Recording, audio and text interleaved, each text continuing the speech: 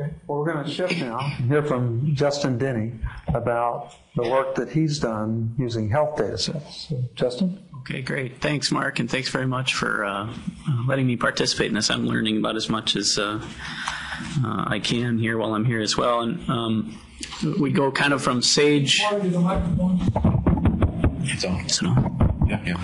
We go kind of from sage wisdom to a much greener perspective here, but it's very exciting for me to hear Charlie speak about this stuff. As excited, at least as excited, if not more than I am about this stuff. So I have hope that I'll still be interested in this in years to come. So just very briefly, my interests are, like any good sociologist, I'm interested in how context affects individual behaviors and individual outcomes, and I apply that to health and particularly mortality research. So I look at the social determinants of mortality, and I'm interested in particular on how place and characteristics of place impact the risk of mortality from a number of different causes and mortality generally. I've used a number of strategies to investigate that general idea, and one of which is working with the National Center for Health Statistics, RDC, in Hyattsville, Maryland. And I've been involved in a project there for a couple of years now. So I've had some experience doing that. I can say, I'm learning a lot about the differences between a CRDC proposal and a RDC proposal through NCHS, and it is considerably, I guess, easier, for lack of a better term. You can get going on things a little bit faster than you might with some of these other proposals. But logistically, I think a lot of the same lessons are the same, and the way that you approach the research is pretty similar. And so hopefully, I think Mark wanted me to speak a little bit to the implications of somebody doing this kind of work early on in their career. And so hopefully I can make some comments about that, and happy to answer any questions that people might have with that. To give you a sense then of a particular data set, or what I've been able to do, I guess, through RDC Center work with restricted data, the project that I have in mind, the project from the paper that's posted on the website, the working paper, I was able to put together numerous data sets from numerous different places, and once again, as people keep mentioning here, do things that other people can't. And I think that is a really great thing. There are also some pitfalls which I might discuss, especially for people earlier in their career, in trying to do some of this. But I threw together essentially 18 years of survey data from the National Health Interview Survey. Threw together is probably not the right way to put it. It takes a little bit of time and effort to put these things together. But I have 18 years of survey data from a large number of respondents that is then linked to mortality files, and it's prospective mortality status. So we have all of this interview information from all of these people over time, and then we know if they died and what they died from. That is all public use data. You can do that today. Go back to your office, download those files, put that together with a little bit of effort. Don't call me if you run into any problems. At the data centers, at the restricted data centers, I've been able to do two things. One is I have access to restricted use mortality information. So I have more detail on causes of death. I have more detail on social statuses at time of death. That type of information is not included in the public use mortality records. Also have information on deaths for children. Individuals under the age of 18. And virtually no work is able to do that unless you do get access to restricted use files. And if you follow the mortality literature, you know that the correlates of mortality for kids are very different from the correlates of mortality for adults. The other thing then that I could do is I can match contextual information, and I've largely matched census 1990 and 2000 contextual information for this current project to these respondents' records. So I've got the 18 years of respondent information. I've got that linked to prospective mortality, whether or not they died, what they died from, all the detail on that. Then I've got it linked to where they live, and I can link in all of the data that I'm interested in that might capture things like social disadvantage or economic disadvantage and things like that. you're able then to investigate not only why, for example, living in an unemployed area might affect your health and well-being, but why and how that type of situation affects your health and well-being. And so you can, with the advancement of statistical modeling techniques in the last decade or so, you can pretty effectively estimate what are called cross-level interactions. So how poverty matters for individuals at different states or different places on the socioeconomic stratum. So that's kind of an idea of the type of data that I've been able to put together for just the one project. And I've looked at suicide mortality in particular, very sociologically relevant cause of death. In the past, sociologists have been very interested in how context influences health and mortality. Public health and the biomedical model has been very good at looking at individual characteristics and how the characteristics of individuals correlate with health and mortality. And in the last 10 years or so, these groups of people are getting together and saying, well, health is a more complicated thing than just individual characteristics or just characteristics of aggregated areas, that in fact those two things come together. And that's where my research sits. And I'm able to investigate those issues in a really unique and a really cool way with this restricted use data. So that's kind of also an example of sort of the power of the work that I think that you can get out of this. And I think maybe if I just have a couple of minutes, I'll just say a little bit then about how I see this all fitting into people at an early stage of their career. A really great advisor in graduate school, Rick Rogers, is a mortality expert. And I started talking to him about this type of project in graduate school, and I was very excited about it and excited about investigating these issues. And he has a vast amount of experience. And one of the pieces of advice that he gave me was employ caution in some of this, because these projects are much more time-consuming than other projects that we typically get involved with.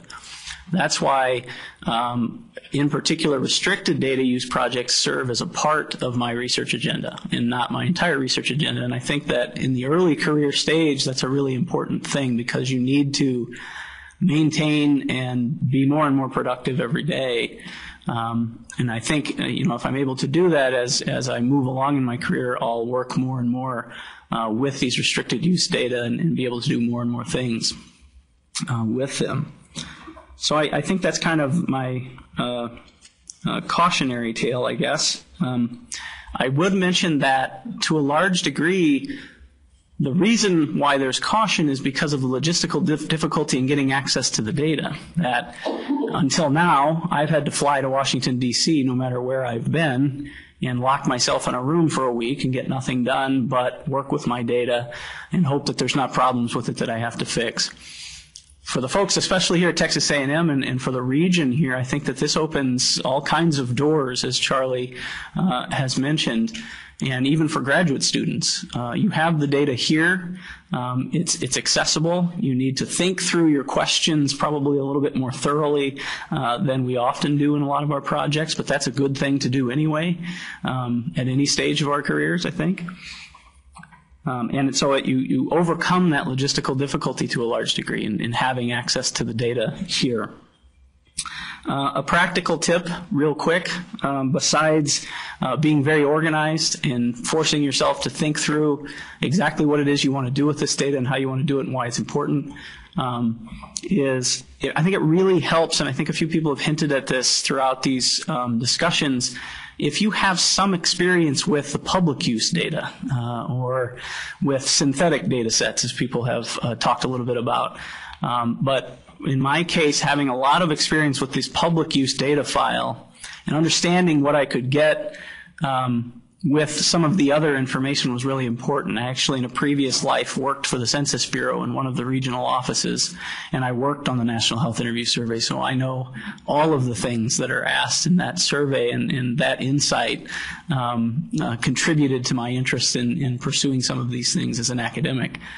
And so having a good working, you don't have to work for the Census Bureau, but have a good working knowledge of the data set that you're hoping to then merge to other data sets and to other restricted use information, so that you have a really good sense of what you're getting yourself into and the possibilities of what you can do, and you don't have to spend time learning that data from the start. I think that's if that's possible, that puts you sort of ahead of the game.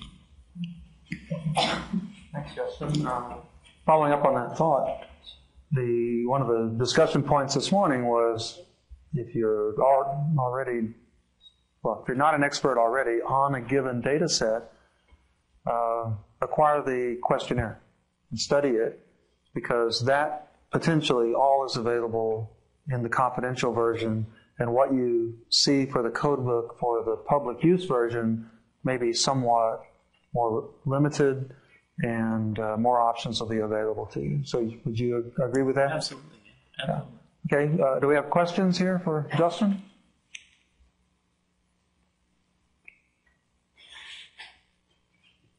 I'll ask him a question. No. I really like your cautionary note, because it's one I used to give when I would do these dog and ponies, And who actually had the project? Was it part of the ongoing work of your mentors, or was it just all you?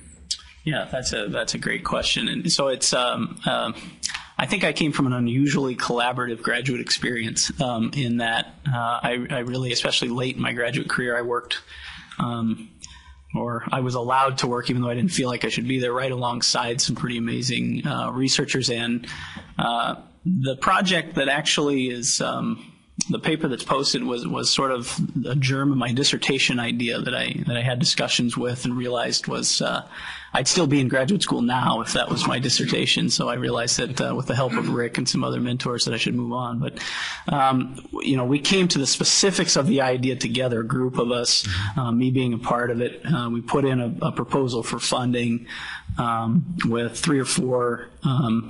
four of us, and I was the RA on the project, and they were the PIs. And I think it's important too to have those sources of people. I mean, as a graduate student, you don't want to be taking on way more than you can take on, and a project of that magnitude could definitely be that way. But again, you really overcome, in my opinion, a lot of the logistical issues by having this here. If you're here at Texas A&M and you're advanced in your career and you have some ideas, you're working with a mentor and a good mentor, and I think that you can overcome a lot of those issues.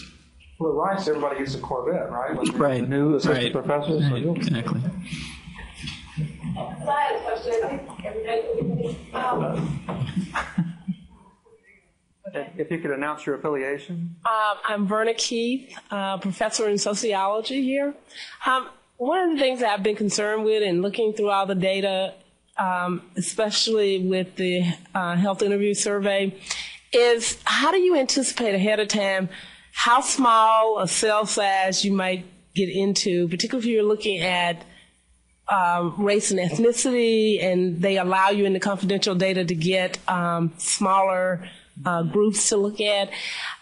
Do you have any suggestions for how you get a feel for, what you can propose without seeing it first, right, and how small sample size you can get to? Yeah, it's a great question, very relevant to studying suicide too. And I'm not studying suicide rates. I'm studying actual suicides in the data, and there are a lot because it's a huge sample, but there are not enough to start breaking them down into a lot of different groups.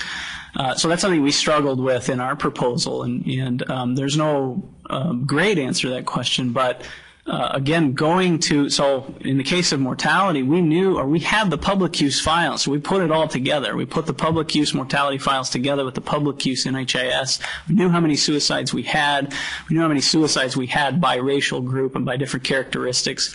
So we had that much information, and then you become worried about then looking at particular geographies and how far do you break it down, and how much can you do that reasonably and still have enough suicides to investigate. And so, for example, with suicide, we went with, based on logistical issues, but also the theoretical precedents in the literature, we went with cities, which is a huge geographic area, and what does a city really mean for context and health? We can get into that discussion.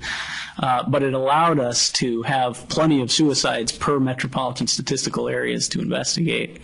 So to get a sense of how many suicides we might have at some of those areas, we looked at national estimates of suicides, suicide rates, and we tried to come up with reasonable estimates of what we thought we might find. And that's the best we could do, and I think that the people reviewing our proposal knew that that was the best that we could do going in.